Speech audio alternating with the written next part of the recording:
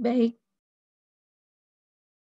saya akan mencoba memberikan informasi mengenai kecukupan gizi puasa di masa pandemi COVID-19. Seperti yang telah disampaikan tadi oleh Ibu Dr. Kirana, bahwa kita sudah memasuki hari ke-10, 10 hari pertama kita puasa. Walaupun ini sudah 10 hari, tapi tetap saja ini akan menjadi informasi yang baik untuk kita, sehingga dapat menjalankan ibadah puasa dengan lebih lancar lagi dan baik lagi. Baik, kita mulai. Saya awali dengan mengenai puasa itu, puasa Ramadan bagi umat Islam itu memang sudah disampaikan di Al-Baqarah ayat 183 bahwa orang-orang yang beriman diwajibkan untuk berpuasa, sebagaimana diwajibkan atas orang-orang sebelum kamu agar kamu bertakwa. Kemudian juga ada beberapa hadis yang menyampaikan bahwa sahur itu penting. Di sini disampaikan bahwa makan sahurlah kalian karena dalam makan sahur terdapat keberkahan. Kemudian mengenai berbuka, ini juga ada hadisnya yang mengatakan bahwa apabila seseorang di antara kalian berbuka, maka hendaklah ia berbuka dengan kurma. Jika ia tidak memperoleh kurma, hendaklah ia berbuka dengan air, karena air itu bersih dan membersihkan. Kemudian, puasa Ramadan yang kita jalani itu mulai setelah subuh sampai dengan azan maghrib. Jika kita hitung waktunya, itu di seluruh dunia kira-kira antara 10 sampai 20 jam. Malah ada yang 8 dan lebih dari 20 jam. Tapi kalau di Indonesia itu sekitar 13 sampai 14 jam. Jika dilihat dari metabolisme di tubuh kita, apa yang terjadi? Jadi kalau kita makan, itu adalah dalam rangka kita menyiapkan cadangan. Contohnya kita makan karbohidrat itu kita akan mempunyai cadangan glikogen dan juga cadangan lemak di jaringan adiposa. Nah, setelah kita makan 4 jam, glukosa tubuh kita itu didapatkan dari makanan yang kita makan. Jadi kalau tadi kita sahur, sudah mulai dari 4:30 kita puasa, sekarang mungkin sudah mulai berkurang ini glukosa tubuh yang disediakan dari makanan. Ya, karena sudah lebih dari 4 jam. Karena apa yang terjadi setelah 4 jam sampai 12 jam, sebagian besar glukosa itu didapat bukan dari makanan yang kita makan tadi, tetapi dari pemecahan glikogen, cadangan karbohidrat di tubuh kita. Kemudian, juga sudah mulai terjadi peningkatan ketersediaan glukosa di dalam tubuh kita dari proses gluconeogenesis. Karena glikogen sudah mulai menipis. Jadi kalau dilihat di grafik di sini, itu saling mengisi di saat glukosa yang disediakan dari makanan mulai habis, perlahan glikogen simpanan tubuh kita itu memecah menjadi glukosa untuk menyumbangkan kepada glukosa tubuh, glukosa darah. Kemudian di saat glikogen yang dipecah itu mulai menipis, perlahan proses gluconeogenesis atau pembentukan glukosa dari selain bahan karbohidrat, yaitu dari protein dan juga lemak itu juga sudah mulai terjadi, sehingga kadar glukosa darah kita tetap terjaga. Nah, kita puasanya tadi saya katakan ada yang sampai 20 jam, tapi kita memang sekitar 13 jam lebih. Sehingga ini melewati dari 12 jam. Apa yang terjadi?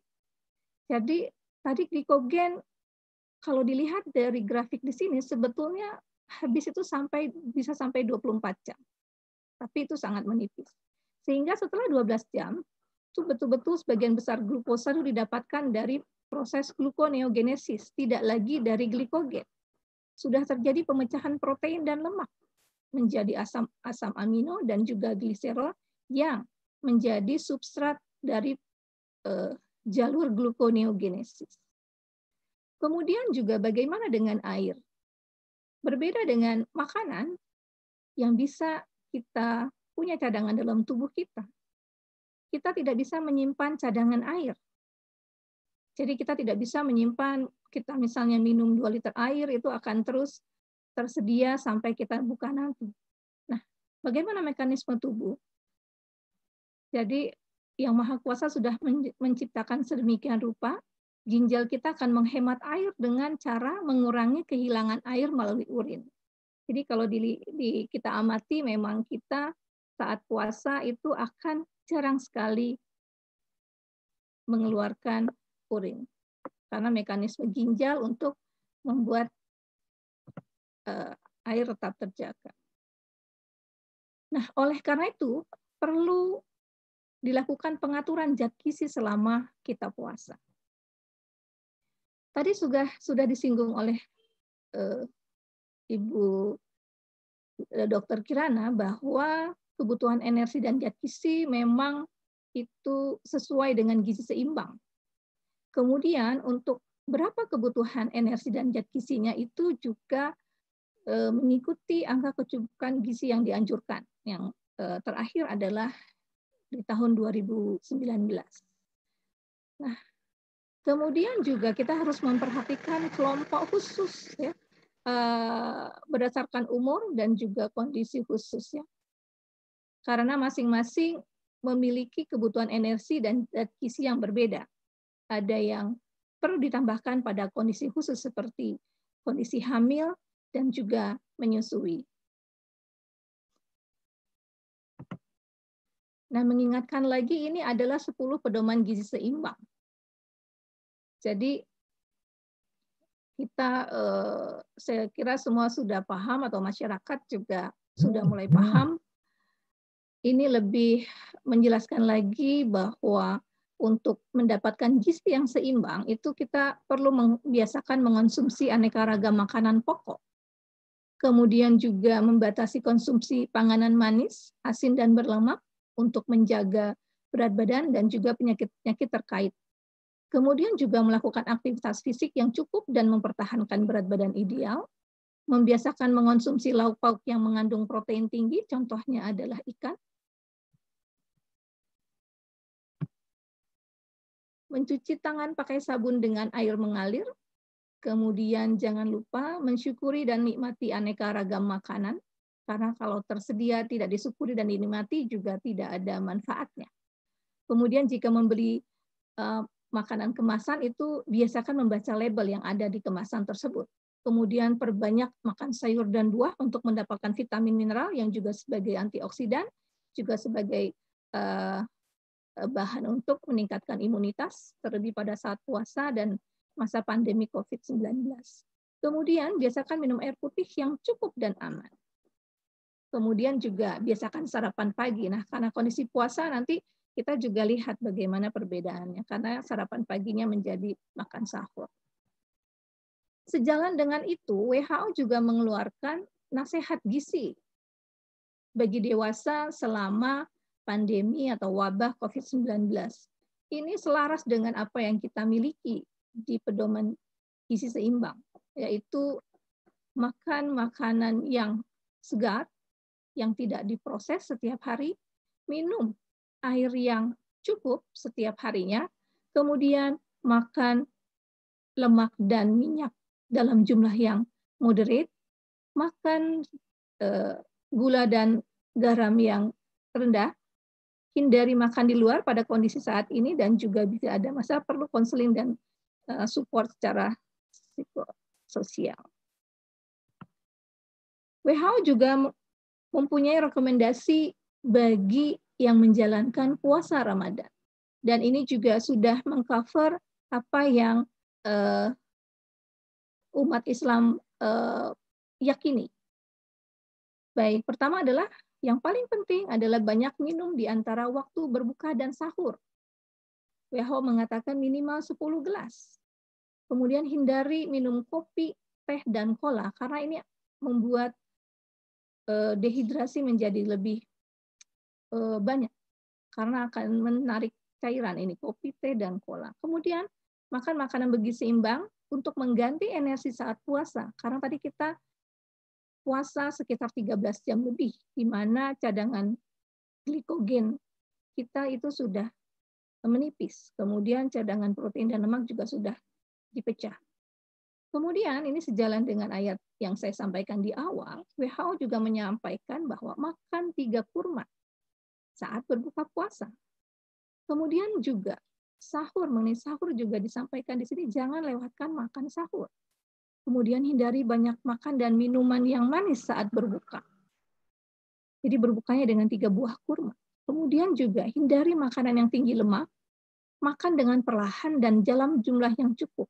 Karena kalau kita makan dengan perlahan, tentu kita akan makan dengan jumlah yang cukup. Kalau kita makan tergesa-gesa atau cepat-cepat, itu cenderung akan makan lebih banyak lagi.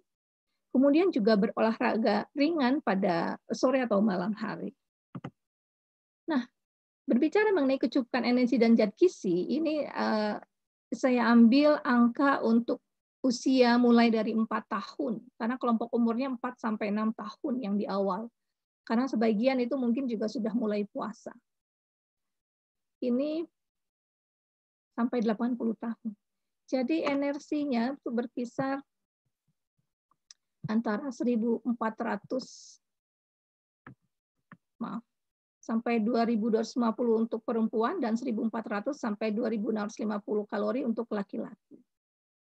Proteinnya berkisar antara 25 sampai 75 gram, lemak berkisar antara 45 sampai 85 gram, dan karbohidrat yang utama sebagai sekitar 220 sampai 430 gram.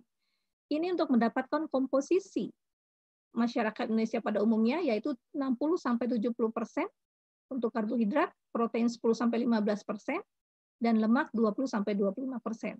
Tentu untuk diabetes ini ada sedikit pergeseran terutama di karbohidrat. Prosentasenya akan menjadi lebih rendah. Karena prosentase karbohidrat bergeser, tentu di protein dan lemak juga agak sedikit bergeser. Nah, kemudian untuk vitamin dan mineral terutama adalah zinc, natrium, kalsium, dan vitamin A, C, E, dan D. Ini untuk meningkatkan imunitas kita di masa pandemi ini. Kemudian untuk kebutuhan serat sekitar 20-37 gram, dan air berkisar antara 1.450 sampai 2.500 mili. Ini untuk ibu hamil tentu semua akan ada tambahan. Juga untuk ibu menyusui. Dari kebutuhan energi dan zat gizi tadi, jika kita ingin menerjemahkan menjadi ukuran porsi, ini bisa dibuat seperti ini. Dan karena ada perubahan waktu makan, jadi saya coba untuk membuat satu rancangan masing-masing porsi untuk makan pada saat buka puasa, makan malam setelah sholat maghrib atau isya, kemudian atau tarawih maksud saya, dan makanan seringan malam, kemudian makan sahur. Jadi untuk saya bagi menjadi kelompok anak ini 4 sampai 9 tahun, yaitu berkisar antara 1.400 sampai 1.650 kalori. Kemudian untuk wanita dewasa 1.900 sampai 2.250, dan laki-laki dewasa antara remaja maksud saya sampai dewasa dan manula itu antara 2.000 sampai 2.650. Kita lihat di sini untuk berbuka itu sebaiknya dengan buah. Tadi dengan kurma. Kurma itu seratnya tinggi, sekitar 8 gram per 100 gramnya. Jika kita makan 3 buah itu sepertiga dari 100 gram, jadi sekitar 30 gram. Kemudian kaliumnya juga tinggi. Ini sangat baik untuk yang hipertensi. Kemudian perbedaan antara kelompok anak, remaja, dewasa, laki-laki, dan perempuan itu di sini adalah jumlah dari penukarnya. Untuk anak cukup 1 penukar, tapi untuk dewasa baik laki-laki dan perempuan itu bisa 2 penukar. Kemudian untuk makan malamnya baik karbohidrat, protein hewani nabati, sayur, buah, atau gula, dan minyak, itu perbedaannya adalah di karbohidrat dan protein hewani. Jadi semakin bertambah kebutuhan energinya, karbohidratnya akan semakin bertambah, dari 1,5 menjadi sampai 3,5 penukar. Kemudian sekitar jadi antara 150 gram nasi sampai dengan 350 gram nasi. Kemudian proteinnya juga antara 1 sampai 2 penukar. Untuk nabati sayur dan buah itu sama. Yang berbeda lagi adalah untuk minyak. Minyak di sini adalah mulai dari 2 penukar, kemudian menjadi 3 penukar untuk yang dewasa. Nah, untuk selingan malam, ini kita bisa berikan dengan karbohidrat, buah, dan ada minyak. Contohnya misalnya ingin makan roti dengan margarin, kemudian ada tambahan buah di situ.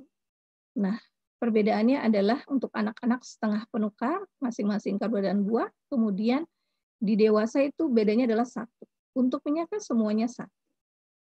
Dan untuk sahur itu hampir mirip dengan pada saat makan malam. Di sini adalah berbedanya sama seperti yang tadi di karbohidrat, protein hewani, dan juga minyak. Ya, jadi untuk sahur ini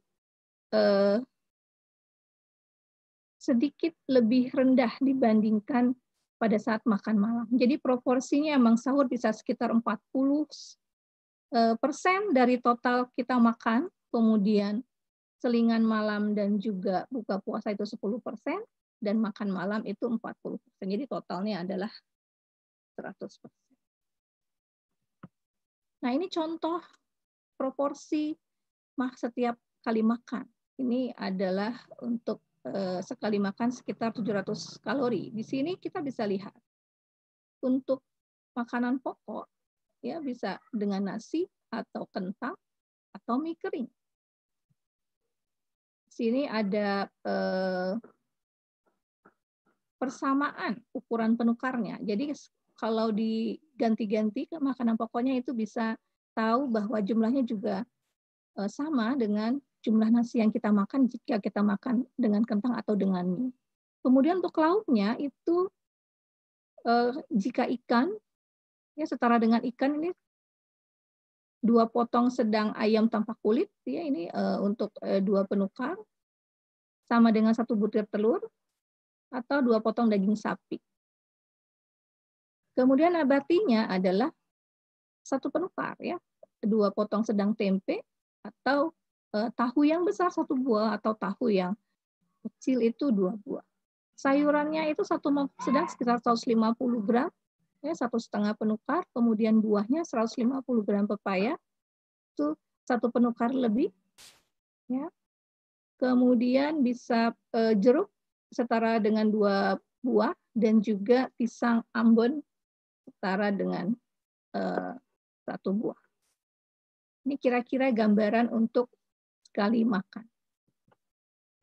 Kemudian bagaimana dengan pengaturan pemenuhan cairan? Ini saya ambil jika kita memerlukan air putih sebanyak 2000 mili. Ya, sebetulnya bukan cuma dari air minum, bisa itu ada susu, bisa juga buah dengan kadar air yang tinggi, atau sayur yang berkuah seperti sayur bayam, bening bayam, atau sayur sop itu juga bisa dihitung. Tapi ini kalau dilihat dari jumlah gelas yang harus kita minum selama kita berbuka puasa sampai sahur, kira-kira seperti ini. Ya, 2 gelas saat berbuka puasa dan setelah sholat maghrib, kemudian setelah makan malam, setelah tarawih dan sebelum tidur itu 4 gelas, kemudian saat bangun tidur dan setelah sahur itu 2 gelas. Jadi kalau kebutuhan kita lebih, contohnya pada ibu hamil, ini tentu akan perlu disiasati lagi bagaimana memenuhi kebutuhan cairannya.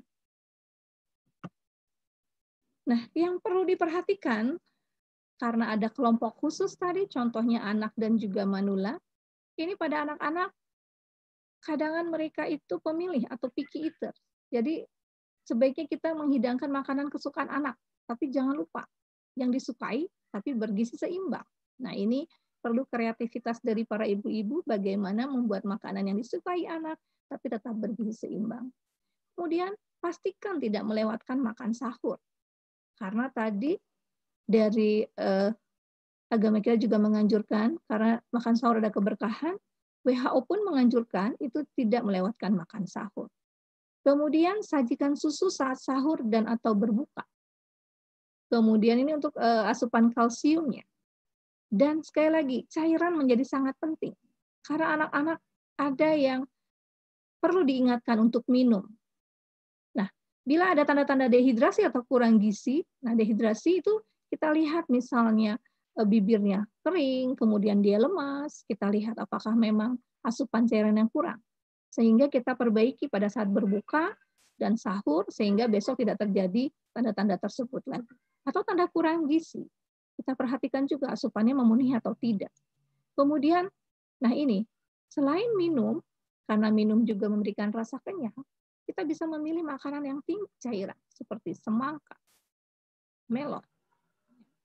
Kemudian juga tidak makan berlebihan saat berbuka puasa. Karena kalau berlebihan saat berbuka puasa, tentunya akan membuat perasaan tidak nyaman. Sehingga ibadah salat maghrib kita dan tarawih juga akan terganggu. Nah, untuk manula, ini juga perlu diperhatikan bahwa menghidangkan makanan bergizi seimbang itu harus selalu dilakukan saat berbuka dan juga sahur. Jangan lewatkan makan sahur. Asupan cairan juga perlu diperhatikan karena juga manula itu berisiko untuk dehidrasi. Kemudian pastikan kecukupan asupan kalsium. Pilih sumber karbohidrat yang kompleks, terutama jika manula tersebut mempunyai masalah dengan diabetes. Kemudian hindari kopi dan teh, karena ini bisa membuat juga dehidrasi.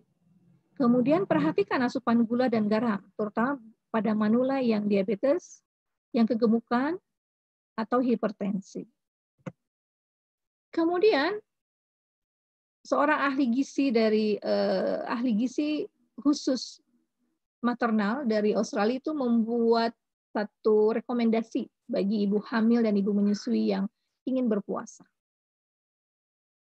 Walaupun sebetulnya ibu hamil dan menyusui itu dibolehkan untuk tidak berpuasa dan menggantinya di waktu saat sudah selesai menyusui.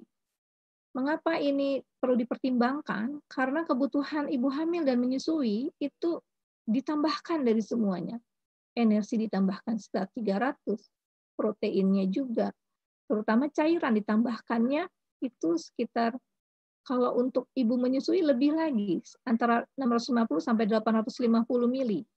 Ini yang peluang untuk menjadi dehidrasi menjadi rendah kalau kita lihat waktu makan kita itu kurang dari 12 jam. Karena puasa kita adalah 13 jam lebih. Kemudian bagi ibu-ibu hamil yang anemia, yang tekanan darahnya tidak normal, tekanan darah rendah atau tinggi, yang mengalami atau menyandang diabetes gestasional atau pregestasional, yang infeksi seperti ada gastroenteritis atau infeksi saluran kemih, kemudian yang lemah, yang berat badannya, kenaikan berat badannya itu tidak sesuai dengan usia kehamilan, yang mengalami mual dan muntah pada saat kehamilan atau hiperemesis gravidarum, kemudian hamil kembar di trimester kedua dan ketiga, karena kebutuhannya tentu lebih meningkat lagi, kemudian punya riwayat melahirkan preterm, kemudian juga mengalami kontraksi, kemudian riwayat pertumbuhan yang terbatas, dan juga masalah dengan makan, gangguan makan. Ini sebaiknya tidak berpuasa, karena akan menjadi kesulitan memenuhi kebutuhan energi dan zat gizi dan juga cairan, karena tambahannya pada ibu hamil dan pada ibu hamil itu juga lebih banyak, ya, dalam arti lebih banyak dibandingkan pada saat tidak hamil. Kemudian ini ada penelitian yang mengatakan bahwa puasa dapat berdampak pada suplai ASI dan menurunkan kesediaan suplai makanan bagi bayi dengan yang masih ASI eksklusif. Ini untuk ibu menyusui.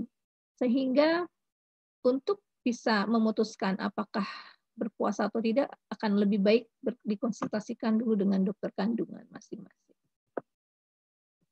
Nah, ini saya ambil dari pedoman gizi seimbang. Saya highlight beberapa hal-hal yang penting untuk ibu hamil. Ya, ini adalah perlu zat gizi mikro. Ini banyak. Zat besi, asam folat, kalsium, iodium, dan zinc. Sehingga dianjurkan banyak makan ikan, susu, dan telur. Kemudian juga ikan, daging, hati, dan tempe. Sayuran seperti bayam dan kacang-kacangan. Kemudian juga buah yang merupakan sumber vitamin yang baik bagi tubuh. Ya, buah berserat sehingga memperlancar buang air besar sehingga mengurangi resiko sembelit karena ibu hamil diupayakan untuk tidak sembelit. Ditambah juga dengan kecukupan cairannya. Kalsium juga sangat penting sehingga kalsium harus ditingkatkan untuk mengganti cadangan kalsium ibu guna pembentukan jaringan baru bagi janin. Termasuk juga iodium. Sumbernya adalah ikan, udang, kerang, dan rumput laut. Juga menggunakan garam beriodium jika memasak. Batasi mengonsumsi makanan yang mengandung garam tinggi karena ibu hamil cenderung tekanan darahnya meningkat saat hamilnya. Ibu hamil dan memerlukan air minum sekitar 2-3 liter per hari. Ya, antara 8-12 gelas per hari. Ini lebih banyak dibandingkan ibu yang tidak hamil. Dan juga batasi minum kopi. Bagaimana dengan busui? Ini tidak jauh berbeda. Ini protein juga diperlukan untuk sintesa pembentukan produksi ASI dan untuk mengeluarkan ASI. Kemudian zat gizi mikro juga banyak, hampir sama dengan ibu hamil, ini malah lebih lengkap lagi. Zat besi, asam folat, vitamin A, B, bermacam vitamin B, vitamin C, D, iodium, zinc, dan selenium. Jika ini defisiensi, maka kualitas ASI-nya bisa menurun. Kalsium juga meningkat. Ya, lebih banyak dibandingkan pada saat hamil. Karena jika tidak cukup, bisa ada pengeroposan tulang dan gigi karena cadangan kalsium dalam tubuh ibu digunakan untuk produksi ASI. Yang baik sumbernya adalah susu, yogurt, keju, ikan teri, kacang-kacangan, tahu, sayuran, dan ditambah untuk penyerapan kalsium yang baik itu ibu perlu berjemur di bawah sinar matahari pagi untuk mendapatkan vitamin D. Vitamin C juga dibutuhkan untuk membantu penyerapan zat besi. Jadi zat besinya disiapkan, vitamin C juga harus cukup untuk membantu penyerapannya. Batasi mengonsumsi makanan yang mengandung garam tinggi. Jumlah cairannya ini lebih lagi dari tadi ibu yang hamil ya, sekitar 12-13 gelas air. Jadi jika ibu menyusui puasa tentu perlu disiasati bagaimana untuk memenuhi kebutuhan cairan. Dan sama dengan ibu hamil juga perlu membatasi minum kopi. Kemudian bagaimana puasa Ramadan bagi penyandang penyakit tidak menular? Contoh penyakit tidak menular yang banyak di Indonesia adalah diabetes mellitus ya, hipertensi, penyakit jantung koroner, stroke, dan juga PPOK, penyakit paru obstruksi kronis.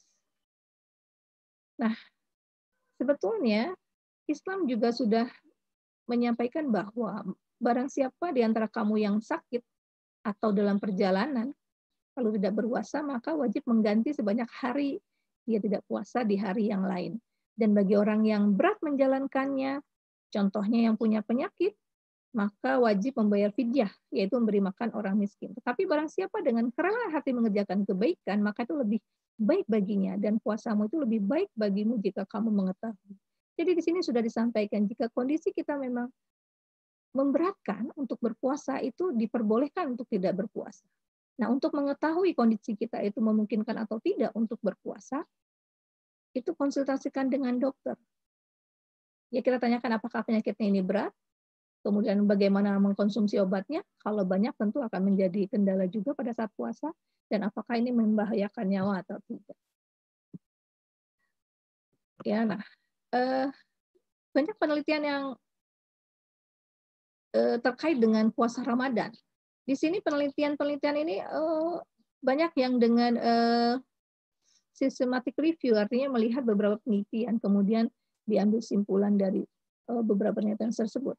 Keseluruhan itu menyatakan bahwa akan ada penurunan berat badan selama puasa,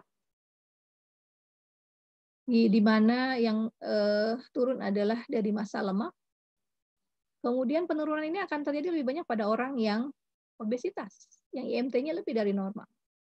Sementara orang yang normal, IMT-nya itu tidak mengalaminya. Sehingga di sini disampaikan bahwa puasa Ramadan dapat menjadi intervensi untuk penanggulangan obesitas. Kemudian juga selain terhadap berat badan, juga profil lipid, kontrol glikemik, dan biomarker inflamatori itu akan menjadi lebih baik, dan juga oksidatif stresnya. Karena juga perubahan gaya hidup saat puasa dapat mempengaruhi semua markers dari penyakit kardiometabolik. Juga ada penelitian mengatakan orang sakit yang minum obat saat puasa itu malah menjadi disiplin minum obatnya dibandingkan saat tidak puasa. Kemudian juga banyak penelitian di sini sampaikan ya mengenai penurunan berat badan ini ada di tahun 2019 dan juga 2013, dan mengenai imunitas juga ini hanya ada satu penelitian mengatakan sedikit pengaruh terhadap sistem imun dan akan kembali setelahnya. Kemudian juga sekali lagi ada penelitian di Malaysia ini yang meneliti remaja, putri dan putra. Di remaja pun terjadi perubahan berat badan signifikan. Tetapi setelah Ramadan 2 minggu itu akan 80%-nya akan kembali menjadi naik lagi. Ya. Seperti berat badan semula sebelum puasa. Kemudian perkiraan asupan energi lebih rendah ya, dibandingkan dengan ya antara yang berpuasa dengan yang tidak. Walaupun aktivitasnya relatif sama. Sehingga ini bisa terjadi, makanya ada penurunan berat badan. Kemudian gangguan kesehatan yang secara langsung diakibatkan keseimbangan cairan negatif yang intermittent juga tidak ada.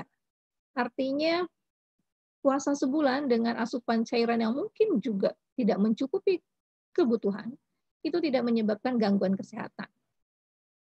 Kemudian juga tidak menunjukkan efek merugikan terhadap sistem imun. Juga tidak ada pengaruh terhadap asupan diet, walaupun sebagian mengatakan ada, tapi sebagian juga mengatakan tidak. Kemudian tidak ada pengaruh signifikan terhadap penurunan berat, namun memberikan efek positif untuk mempertahankan keseimbangan total kolesterol dan LDL. Ini hubungannya dengan konsumsi serat tinggi. Jadi kalau kita makan serat yang tinggi, itu penurunannya adalah, manfaatnya adalah untuk profil lipid, terutama total kolesterol LDL. Tidak untuk berat badan, lingkar pinggang, atau persen lemak tubuh. Kemudian satu yang saya baca penelitian mengenai puasa dengan kehamilan itu dikatakan memang relatif aman, tidak menyebabkan hal yang negatif terhadap janin atau perubahan status oksidatif ibunya. Kemudian ada lagi mengenai pasien dengan masalah jantung, ini justru memberikan manfaat yang baik untuk perbaikan profil lipid dan penurunan stres oksidatifnya.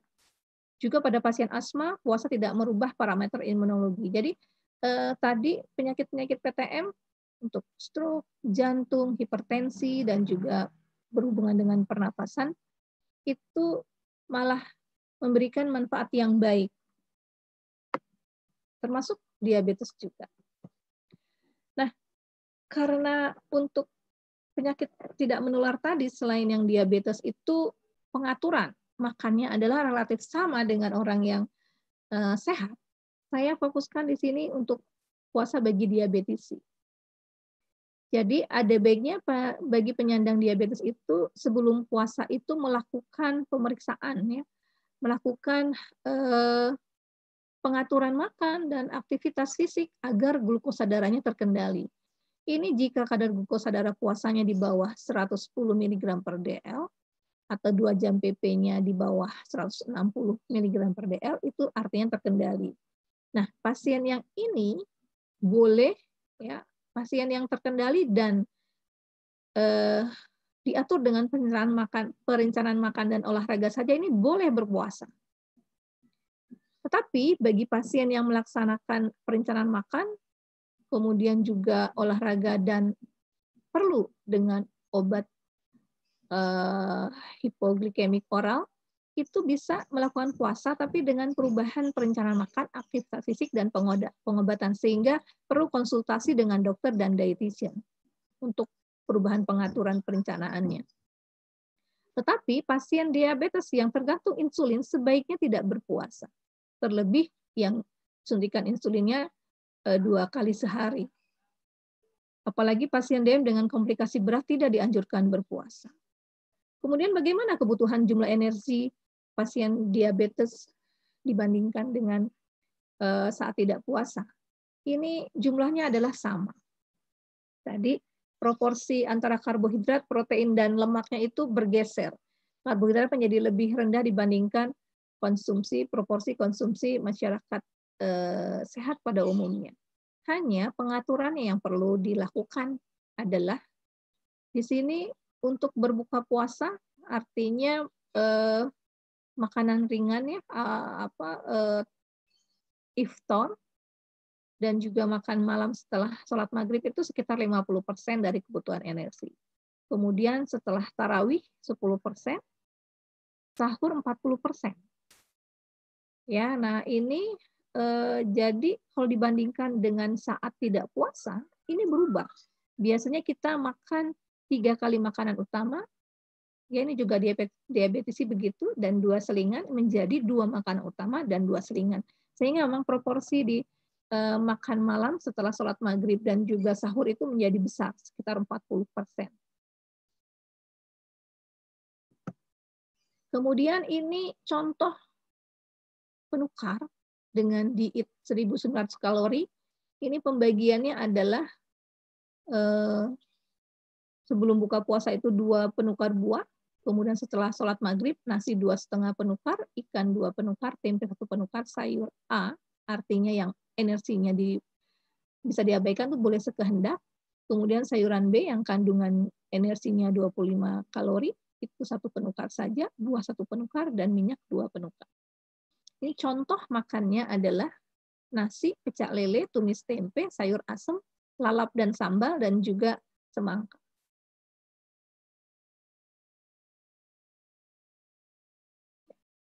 Kemudian untuk setelah tarawihnya itu dengan roti 1 penukar, pindaka 1/2 penukar, dan margarin 1 penukar. Dan ini atau kita bisa buat menjadi scramble eggs ya, selain pindakas. Kemudian untuk sahurnya itu hampir sama dengan saat kita berbuka puasa. Ya, sama. Di sini contoh menunya adalah nasi, semur daging, tahu bumbu rujak, tumis kangkung tauge, dan pisang rajang. Semoga tidak ini nih kita puasa-puasa ngomongin makanan ya. Proporsinya kira-kira seperti ini. Nah, bagaimana dengan orang yang terkait COVID, OTG, ODP, dan PDP? Bolehkah mereka berpuasa? Nah, ada satu rujukan yang saya dapat dari Asli Kalin dan kawan-kawan dari Oxford COVID-19 Evidence Service Team Center for Evidence-Based Medicine dari University of Oxford dan the British Islamic Medical Association itu membuat satu tulisan mengenai apakah aman bagi pasien COVID-19 itu untuk berpuasa di bulan Ramadan ini. Jadi karena belum ada bukti yang menyampaikan bahwa ada efek buruk dari puasa saat endemik ini pada yang asimptomatik, ya, individu yang sehat dan asimptomatik, atau yang sudah jika sudah puasa sebelumnya dan baik-baik saja itu boleh. Jadi sehat dan asimptomatik itu tidak artinya boleh untuk berpuasa. Namun jika pasien itu mengalami demam, penyakit sekunder tentang COVID, kemudian menjadi dehidrasi yang parah, dan menjadi kondisinya menjadi lebih parah lagi, itu sebaiknya tidak puasa. Di sini ada matriks resiko untuk apakah kita bisa menyampaikan seseorang dengan terkait COVID ini boleh puasa atau tidak. Jadi jika dia non-COVID, tidak ada gejala COVID-19, itu bisa puasa, tetapi jika ditemui ada penyakit yang memperparah, kemudian recovery-nya melambat dengan puasa, tadi penyakitnya parah dengan puasa, recovery-nya terhambat dengan puasa, atau ada ketakutan dari masalah dari satu dan dua-duanya itu terjadi, itu sebaiknya tidak puasa. Kemudian terlebih lagi pada pasien COVID dengan gejala, ada demam, ada malaise, atau batuk yang persisten, itu juga sebaiknya tidak puasa. Dan pastikan kecukupan dari cairannya, hidrasinya. Kemudian dianjurkan atau menuju ke tempat pelayanan kesehatan. Jadi kembali lagi adalah untuk itu perlu nasihat dari dokter yang paham sekali dengan kondisi seseorang, apakah sakit atau tidak, sakitnya parah atau tidak, perlu obat yang banyak atau tidak, frekuensi minum obatnya banyak atau tidak. Baik, kita sampai pada simpulan. Jadi agar puasa di masa pandemi ini berjalan dengan baik, yang pertama adalah kita gunakan prinsip gizi seimbang. Banyak makan sayur buah, beraneka ragam, olahraga, minum yang cukup, ya, dan seterusnya. Kemudian bagi ibu hamil dan busui, jika akan berpuasa, itu konsultasikan terlebih dahulu dengan dokter sehingga diketahui kondisi kesehatannya dengan pasti. Kemudian bagi berbagai penyakit PTM, puasa malah memberikan dampak perbaikan kesehatannya. Pada penyandang DM itu yang boleh adalah yang gula darahnya terkontrol, yang hanya dengan perencanaan makan dan olahraga saja. Tapi yang dengan tambahan OHO bisa berpuasa setelah konsultasi dengan dokter dan dietitian terkait perubahan perencanaan makan, aktivitas fisik, dan pengobatannya.